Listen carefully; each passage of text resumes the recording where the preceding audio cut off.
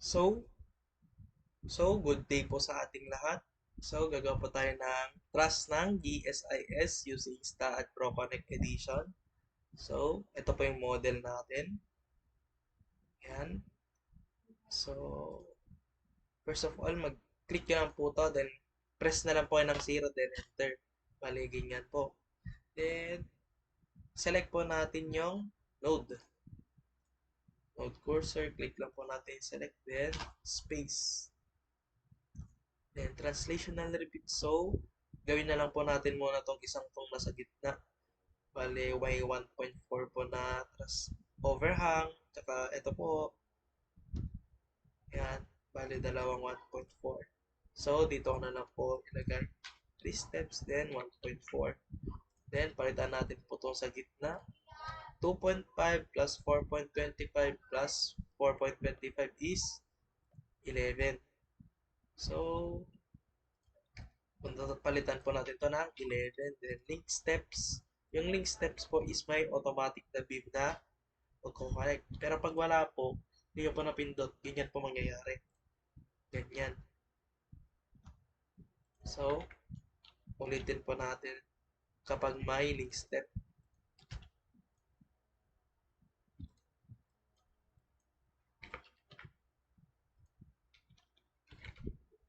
Pinitin yung link step, ganyan po mangyayari. Yan, automatic po. Then, press escape. Then, click po natin to. Bali, ito po yun, yung midpoint. Mag-add lang po tayo ng midpoint. Right click, insert node, as midpoint, then okay. Tapos, select po natin to. Bali, ang height po ng ating truss is, yan, 2 meters. So, right click, select cursor, node cursor, pinutin po natin yan, then space, translational repeat, then Y. Malipalitan na lang po natin to ng 2 meters, then link steps, then okay. Yan, okay na po. Then, escape ulit para mag-refresh yung model. Then, punta po tayo dito sa geometry, then add beam. Yan po, add po natin to. Then, this one.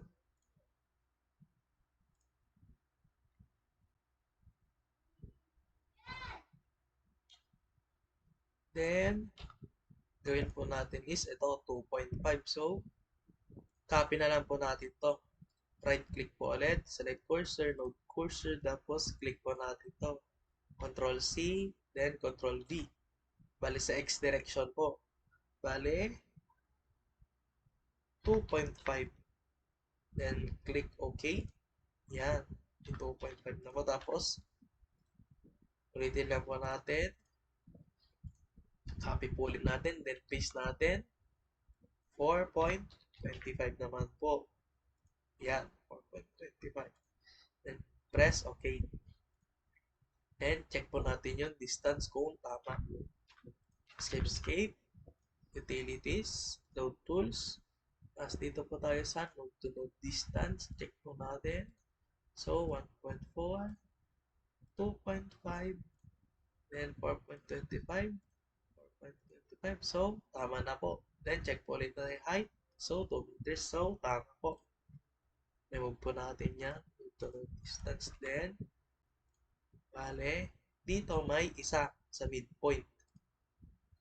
Right click po natin. Insert node, midpoint. Then, okay. Then, dito naman po sa isa is, bale, 1, 2.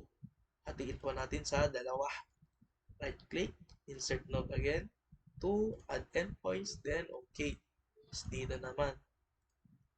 Bali, 1, 2, 3. Bali, tatlo po. Right click, insert node, 3, add endpoints, then okay. Yan. Bali, dito naman po is isa lang. So, midpoint. Insert node, add midpoint, okay. Then, dito naman po. Bali, 1, 2, 3, 4. Click po natin. Right click, insert node, endpoints, add endpoints, then okay. And lastly, add midpoint po to. Insert node, midpoint, and okay. Then, okay na po yung nasa baba, no? Then, gawin na po natin yung vertical. Para mabilis po gawin yun, i-click po natin tong lahat ng node po dito. Then, right-click po natin. Select cursor, node cursor, tapos select po natin to. Tapos press nyo po yung control para hindi po maalis yung mga na-highlight po natin. Yan. Tapos press space. Translational repeat po tayo. Yung mas mahaba po sa thrust, di ba bali? 2 meters yung thrust. So, try na po natin gawin natin 5. Tapos Y. Kasi pataas po. Then, link steps. And okay. Now, di ba ganyan po nangyari? Press nyo lang po yung escape. Then, select all po natin. Select all. Then, punta po tayo dito sa geometry. Tapos ito po, intersecting beams. Bale, para po mag-intersect dito, gagawa po ng nodes niya na sarili. Yan. So, click nyo lang po to, intersect beams. Okay nyo lang po yan. Yan na po. Meron na ginawang, dito na po sila nag-intersect. Yan. Then, delete na lang po natin to. Select lang po natin yan, then delete. Yes. Yan na po. So, gawa na po tayo ng diagonal webs. Bale, pa ganun po. So, punta po tayo dito, add beam. Dito. Yan po hanggang sa dulo. Connect lang po natin to. Yan.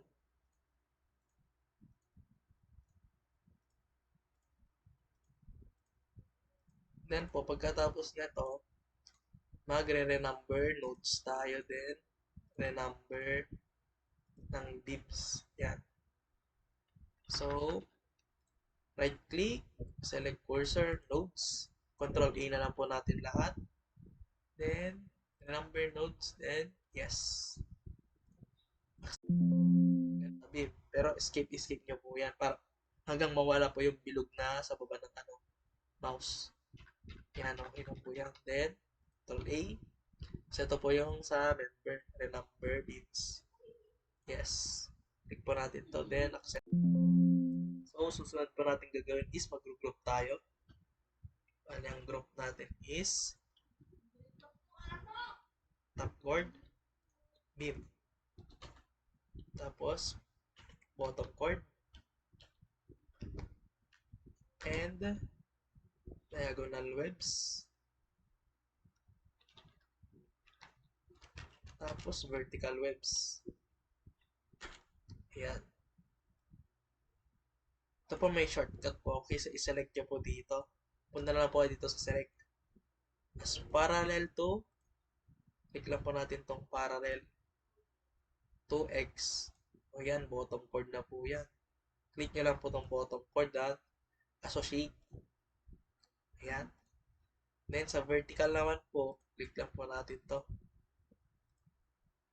Then to the Y. Yan, vertical webs. Associate. Then mano-manuhin po natin tong top chord.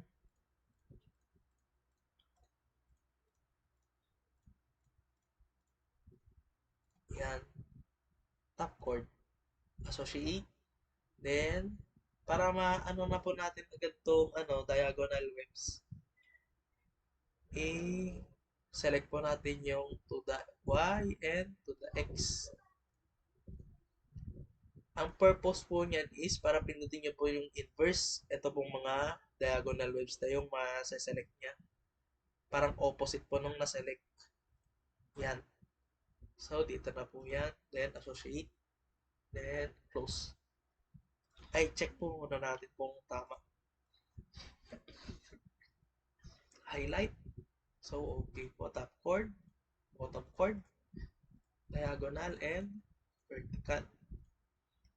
So, yung mga webs po is gagawin nating partial movement.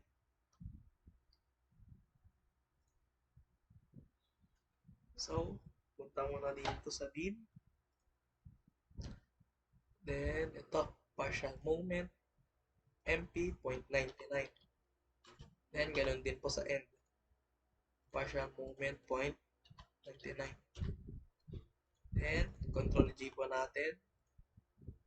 Tapos, highlight po natin itong diagonal muna. Then, assign to selected beams. Pati sa end, assign to selected beams. Tapos, sa vertical naman po, ganun din po. Assign. Then, assign. Yan. So, okay na po yan. Then, close. Check po natin kung yung mga kung na-highlightan lahat ng webs. So, click lang po natin tong highlight. Yan. So, okay. Then, yan. Yan. Then, gawa po tayo ng support. Bali, ang support niya po dito is pin, then roller, roller, roller. Then, pin, add, then create, then force bat, fx, and mc, add, and ito po, assign. Bali, dito po banda. Then, yung roller is 1, 2, 3. Go. 1, 2, dito po. Then, yung isa is dito po sa pangatlo ng gitna. Dito. Then, the last one is ito po. Bali dito. So, check natin ulit yung distance niya kung tama yung nilagay po natin. Punta po kayo dito sa utilities. Then, node to node distance. So, 1.4, 2.5, 4.25. So, tama po. Tapos yan, punta po tayo dito sa properties. Tapos, section database. Then, punta po tayo dito sa Ingel. L2022. Ito po yung size niya. Then, tick po natin tong LD long leg back-to-back ball angle. Add. Then, ganun po ulit sa top chord, bottom chord, vertical, and diagonal webs. Close. Bali, 4 po. So, Control G po tayo. Click po natin tong model. Control G. Then, select po natin to. Highlight. Then, assign. Then, ito naman po susunod. Sa beam. Ay, bottom chord. Assign. Then, ito po. Sa diagonal web. Assign. And vertical web. Assign. Yes. So, check po natin. Top chord, bottom chord, diagonal, vertical. So, okay na po yan. So, punta na po tayo sa loadings. So, dito po sa loadings, mali na compute po naming loadings is, ito po. So, dalawang dead load, isang live load, tapos, bali, 4 po to. Kasi isa sa left, na magkasama tong tatlo, isa sa right, then, as 1 po tong windward, then, as 1 po tong leeward. So, punta pa tayo sa load, cases details, add, then, palitan lang po natin ito ng dead. Bali, DL na lang po sabihin ko dyan. Add, then, live load. LL. Add, then, sa wind. Sabihin ko na lang po WL, ay WLL na lang, wind load sa left, add, sa right, tapos, lahat po ng pressure, then, lahat ng suction, WS, then, close. Add po natin muna sa dead load. Add, ito add na po natin agad tong self-weight. Then, sa member load, negative po kasi downward to. Gawin natin negative 2.967. Click add. Then, palitan pa natin yan ng negative 2304. 2.304. Pwede nyo po i-press na lang yung enter kahit wag na po yung add. Pag i-press pa natin yung enter, automatic po na magpapakita dito. Enter. O, yan. Then, close. Then, assign to view lang po natin yan kasi lahat naman po yan may weight. Yan, self-weight. Yan. Bali, ang una is sa top chord. Control G lang po natin. Click po natin to. Then, select po natin yung top chord. Yan, na-highlight na. Then, assign to selected films. Assign. Yes. So, ito naman po sa isa, sa bottom chord. Highlight lang po natin. Click lang po natin to. Assign to selected films. Then, assign. Yes. So, okay na po ang dead load natin. Then, sa live load naman po. Live load natin is 2.075. Ito po tayo dito sa member load. Negative 2.075. Then, click, add, then close. Yan naman po, bottom chord din. So, highlight natin. Then, assign to selected beams. Assign. Yes. So, okay na po yan. Then, dito na po tayo sa with left. Bali, add na po tayo. Member load. Bali, local po para perpendicular po siya sa top chord natin. So, negative 5.02. Negative 5.02. Click add. Then, yung isa po is positive kasi suction. 10.137. Then, add. Then, 14.357. Then, add. And close. So, assign na po natin to. Close po muna natin to. Then, assign. Sa left po muna to lahat. Then, ito naman po sa right. Bale, ang distance po sana nito is 0.9. Yung ito po, 0.9 po sana. Kaso, maigsi yung isang maigsi kasi po to kaya yan. Ito pa po 0.6 then 0.7. So gagawin ko na lang pong dalawa yon sa zone 2. So zone 2 is yung 14. Assign. Yan po dalawa. Then ito naman po. Bali lahat po yan sa zone 1 sa gitna. Ganito din lang po sa dito. Pero opposite lang po. Click natin to. Wind load right. Then member load. Copy lang po natin to. Negative 5.022. 10.137. 14.357. Click add. Then close. Assign lang po natin to. Validate. Oh. Hindi pa naka-uni. Naka-local Y. Edit lang po natin yan. Local Y. Modify. Close. Same here. Pati po dito. Then, assign na po natin yan. Dito po lahat sa right. Then, ito po yung sa loob. And sa zone 2. So, check po nga natin. 5.2. Ayan, opposite na po. Yung kulay blue po yon. Then, itong 10.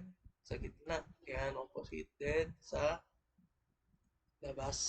Yan. So, okay. Then, ito naman po. Add lang po natin. Member load. Bale, ito po is pressure. So, ito po yung pressure, yung 5.022. And add. Close. Bale, lahat po yan sa top chord. Control J lang po ni. Local Y. Modify. Control J lang po natin. Click po natin yan. Highlight. Then, assign to selected beams. Yan. Close. Then, dito naman po yung mga section. Add. Member. 10.137. Local wide. Add. Then, 14.357. Local wide. Add. Then, close. Ay, edit lang po natin to. Dapat 14.357. Modify. Yan. Wala, ito po yung nasa loob. So, assign cursor po natin. Use cursor to assign. Lahat ng sa loob. 1, 2, 1, 2. 1, 2. Then, dito po.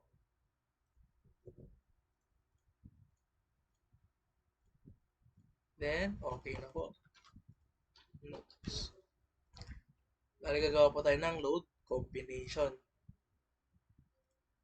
Ito po yung load combination. So, ito po muna gawin natin. 1.4 DL. Punta po kayo dito sa load cases. Add. As dito po sa define combination. Mali po, 1.4 DL. Then, palitan lang po natin itong multiplier niya. Mali 1.4 DL po. So, double click lang po natin yan. Click add. Yan. Mas mabilis po is gumawa na lang po ako ng ganito. So, copy ko na lang po to. Punta po tayo mamaya sa load. Yan. Copy. Then, punta po tayo sa utilities. Command file. Yan. Ito po. Pare yung 1 po dito, yung ibig sabihin niya yung ito po. 1 na DL. Kapag live load naman po kailangan niya, palitan niya lang po ito ng 2. Tapos yung ito pong 1.4, yun po yung multiplier dyan. Paggagawa lang po kayo, susunod, load combi, 8. Tapos yung equation, yun na po. So, dito ko na lang po isa-save yung kinabi ko. Yan. Ito na po, 1.2 DL plus 1.6 LL, bali yung 1, yun yung dead load. Tapos multiplier niya po. Tapos yung 2, yun yung live load. Then multiplier niya po na 1.6. So, ganun lang po hanggang last. May palitan po natin ito ng win load. Tapos R PLS. Kahit iba naman po yung pangalan, pwede pa rin po. Basta wag lang po yung eto.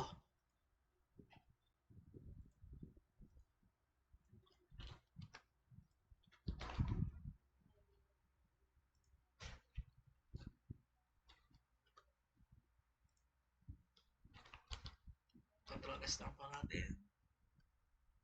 Okay na po yan. And close.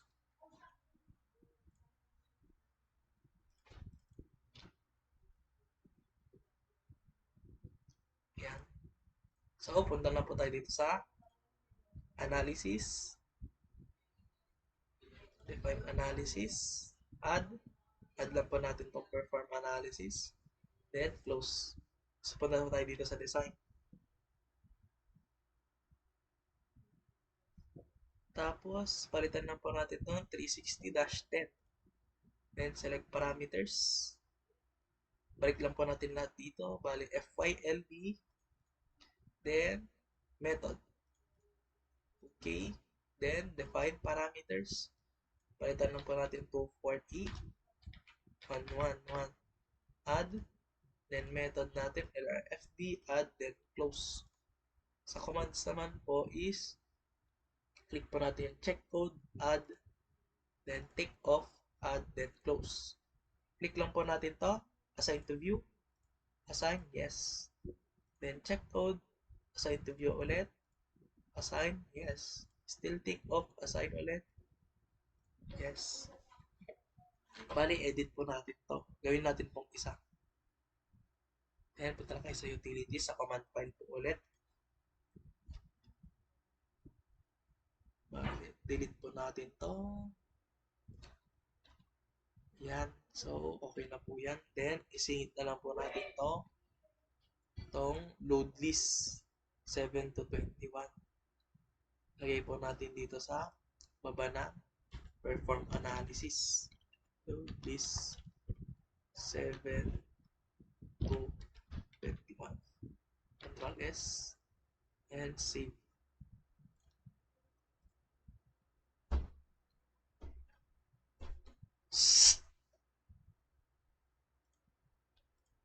Then, tapos po is, dito ko po kinuha yun. Sa analysis, dito po sa load list. Bali, parang pipiliin mo lang po tong 7 to 21. And click lang po natin yan. Then, okay. Pero, in-edit ko na lang po sa editor. Then, so, okay na po yan. Mag-run analysis na po tayo.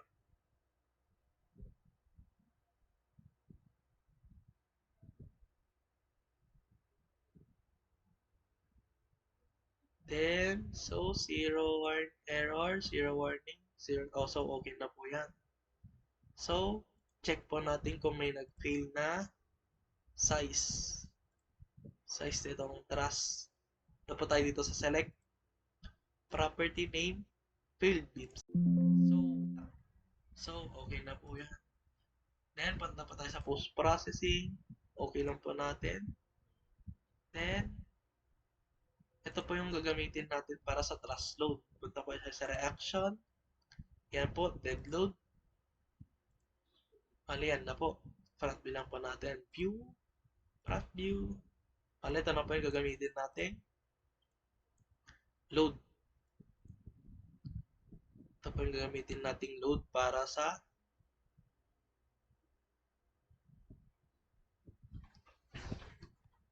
frame po natin. So, dito ako na patatapusin. So, thank you for watching and goodbye.